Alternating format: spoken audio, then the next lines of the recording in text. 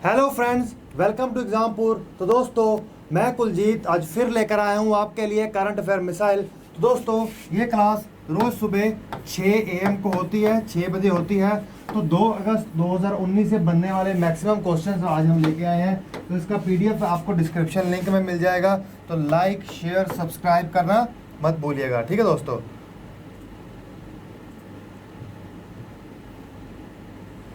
दोस्तों, सबसे पहले आपको दिया गया था question of the day. Question of the day दिया गया था कि डीप ओशन मिशन, क्या डीप ओशन मिशन किस मंत्रालय द्वारा लॉन्च किया गया? तो deep ocean mission ministry of earth science, पृथ्वी विज्ञान मंत्रालय द्वारा लॉन्च किया गया। पृथ्वी विज्ञान मंत्रालय ने डीप ओशन मिशन लॉन्च किया है, ठीक है दोस्तों। अब ये है क्या, इसके बारे में देख लें। तो दोस्तों, deep ocean mission finally goat the green signal from the government of India, ठीक है। इसमें 5 ईयर्स के लिए 8,000 करोड़ का प्लान है, जिसमें ओशन के समुद्र की निजी गहराइयों को एक्सप्लोर किया जाएगा। क्या किया जाएगा? एक्सप्लोर किया जाएगा। वहाँ पता लगाया जाएगा कि कौन कौन से तत्व पड़े हैं, ठीक है दोस्तों। ठीक है दोस्तों, ये ministry of science, earth science द्वारा है, जैसे कि मैंने बताया। Mission propose to explore the deep ocean similar to space exploration. जिस तरह से वो स्पेस एक्सप्लोर करते हैं, उसी तरह से डीप ओशन को एक्सप्लोर करेंगे। दोस्तों, जो समुद्र है ना, उसमें इतने खनिज पदार्थ पड़े हैं जितनी कोई हद ही नहीं है। तो इसीलिए कहीं ना कहीं ये उसी के अंतर्गत आता है। तो पहला क्वेश्चन आपके सामने है, वो क्या है कि RN रवि किस राज्य के गवर्नर के रूप में शपथ ली? RN रवि किस राज्य के गवर्नर बने? तो RN रवि नागालैंड के गवर्नर बने हैं, ठीक है दोस्तों। कहाँ के गवर्नर बने हैं? नागालैंड के।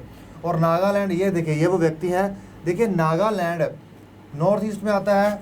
इसकी जो कैपिटल है वो कोहिमा है। इसके जो मुख्यमंत्री हैं नेपी रियो है। इसके जो गवर्नर हैं RN रवि हैं, ठीक है दोस्तों। तो अब हम चलते हैं आगे।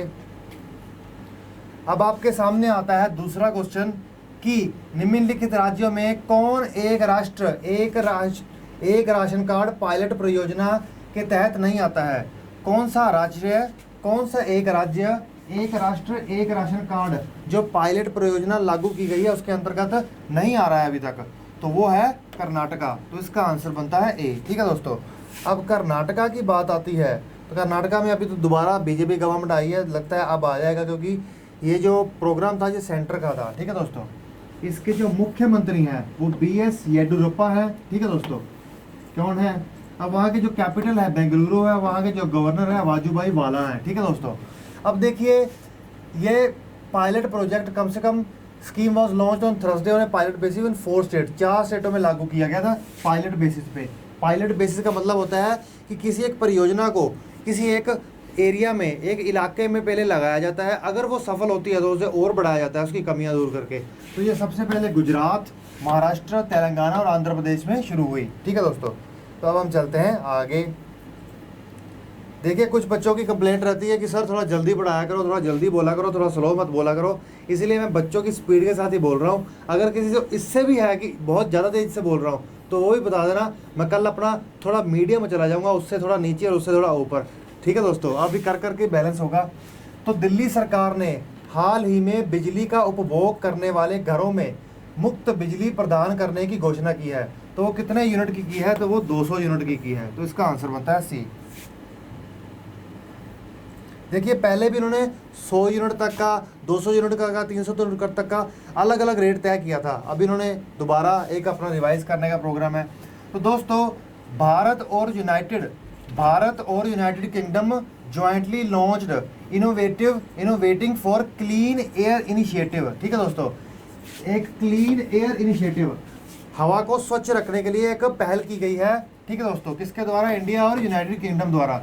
तो वो कौन सी जगह पर इसका शुरुआत किया गया है? तो इसकी शुरुआत की गई है बेंगलुरु में। तो इसका आंसर बनता है B। अब बेंगलुरु कर्नाटका का क्या है? कैपिटल है। अब इसके बारे में, कर्नाटका के बारे में जस्ट बता के हटाऊँ, ठीक है दोस्तों। तो अब आपके सामने आता है कि इसके तहत वो करेंगे क्या। देखिए, इसके तहत इनका एम है कि जो एयर क्वालिटी है, जो हवा की क्वालिटी है, उसको अच्छा करना। और साथ में जो आज हम कंबस्चन इंजन वाले व्हीकल्स यूज़ करते हैं, वाहन यूज़ करते हैं, उनको बदल के इलेक्ट्रिक व्हीकल्स पर जाना, ठीक है दोस्तों। ये भी इनका एक पहल रहेगी, ठीक है दोस्तों। अब आता है 5वां क्वेश्चन। देखिए, लंदन, ब्रिटेन एक ऐसा देश है जिसने लंदन के एक एरिया में अपना क्लाइमेट इमरजेंसी घोषित कर दी है। ठीक है दोस्तों, ये मैंने आपको बहुत दिन पहले क्वेश्चन कराया था, जो बच्चे रेगुलर देख रहे हैं उनको पता होगा। अब पांचवा क्वेश्चन आता है कि केंद्रीय मंत्रिमंडल ने हाल ही में किस राज्य में इसरो तकनीकी संपर्क इकाई स्थापित करने को मंजूरी दी है। तो दोस्तों, केंद्रीय मंत्रिमंडल ने जिस शहर में इसरो तकनीकी संपर्क इकाई स्थापित करने को मंजूरी दी है तो वो है मॉस्को। तो इसका आंसर बनता है ए। ठीक है दोस्तों, मॉस्को कहाँ है? मॉस्को रशिया में है और रशिया के प्रेसिडेंट है व्लादिमीर पुतिन। ठीक है दोस्तों, अब हम चलते हैं आगे। देखिए, इसरो का अगर एक सेंटर, इसरो का एक इकाई अगर किसी दूसरे देश में होगी तो उस देश की स्पेस एजेंसी उसके साथ मिलके काम करेगी ना, तो कहीं ना कहीं इसी चीज़ को बढ़ावा देने के अंतर्गत एक पहल है। और मैंने आपको कई बार कहा है कि स्पेस उभरता हुआ बहुत बड़ा सितारा है, तो समझ लो कि सोना और हीरे के बराबर है, उसमें इतने कुछ है। तो हम चलते हैं आगे। अब सिक्स्थ क्वेश्चन आता है कि कौन सी सेना ने, निम्नलिखित में से कौन सी सेना ने 3D mobile video game launch की है? आप में से बहुत से लोग पबजी खेलते होंगे ना,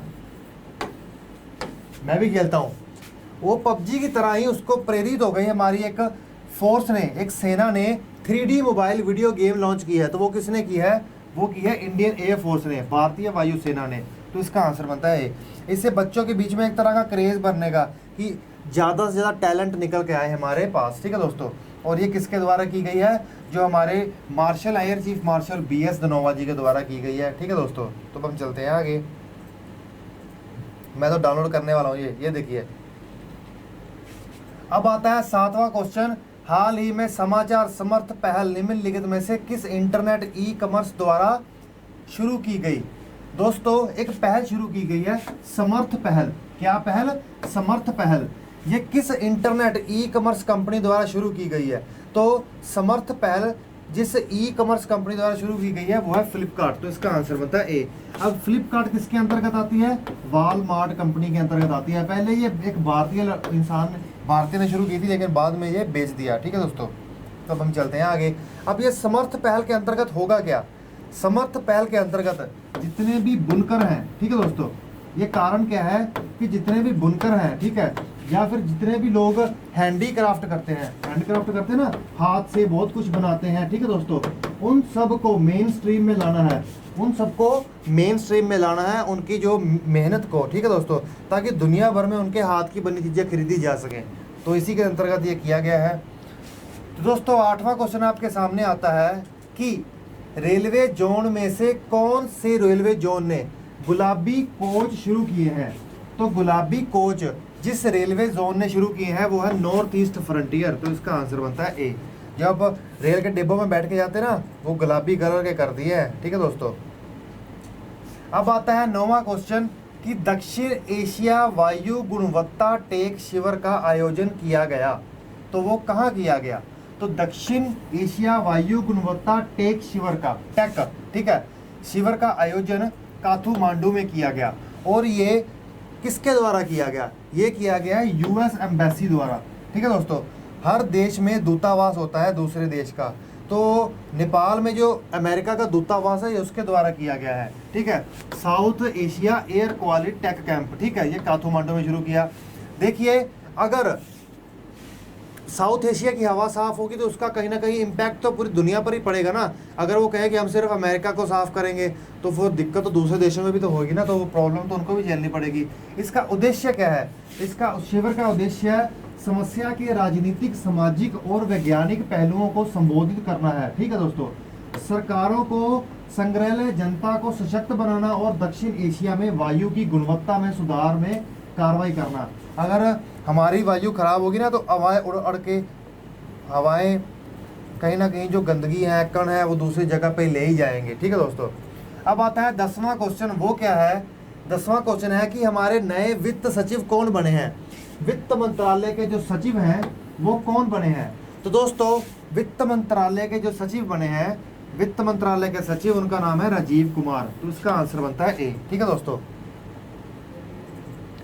अब आपके साथ ये है वो व्यक्ति। अब आपके सामने आता है क्वेश्चन ऑफ द डे कि 2019 विश्व बधिर युवा बैडमिंटन चैंपियनशिप में स्वर्ण जीतने वाली जैरलिन अनिका किस राज्य से है? ठीक है दोस्तों, अब मैंने थोड़ी स्पीड रखी है ताकि बच्चों को दिक्कत ना आए, कई बच्चों के कमेंट आए हैं। ठीक है दोस्तों, आज क्वेश्चन कुछ इस तरह थे कि कंटेंट भी कुछ इस तरह का ही था। ठीक है दोस्तों, जिस तरह से क्वेश्चन होंगे उसी तरह से कंटेंट होगा, तो कंटेंट भी दिक्कत मत कीजिए, मैं मेहनत में कभी नहीं छोड़ूंगा। तो इसी के साथ मैं आपका एग्जाम पूर्व में आने के लिए थैंक्स करता हूँ। Okay friends, bye.